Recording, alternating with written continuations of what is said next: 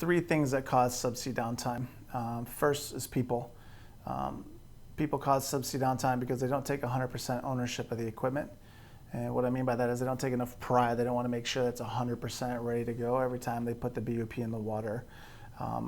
They also cause subsea downtime because they cut corners. They'll, instead of doing something to 100%, they'll say, it's good enough, and then they'll just move forward. A lot of it's because they feel what they call a commercial pressure. They feel this stress of trying to put the BOP into the water faster than what it needs to be. Unfortunately, there's a lot of people who aren't mature enough to stand up to management and say, no, it's not ready to go, and push back. So what they'll do is they'll just say, okay, well, the boss said, let's run it, and they'll put it in the water.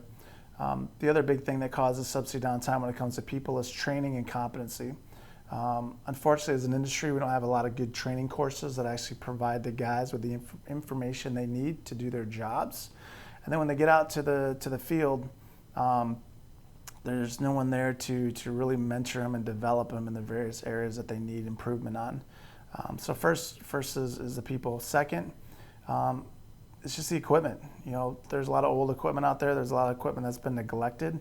And over time, what we find is that the equipment causes downtime because it's just in a poor state. There's a lot of PMs that you can do to actually increase reliability. Unfortunately, a lot of companies choose not to do those. Third, and unfortunately, this has to be something that's discussed. Companies cause downtime, organizations, rigs.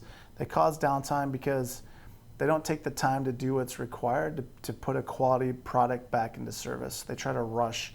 Again, they even feel that commercial pressure from the operators to get back to work as quickly as possible. Today's market with the downturn, they cut the budgets, which then doesn't give the guys on the rig the spares that they need to actually do the work.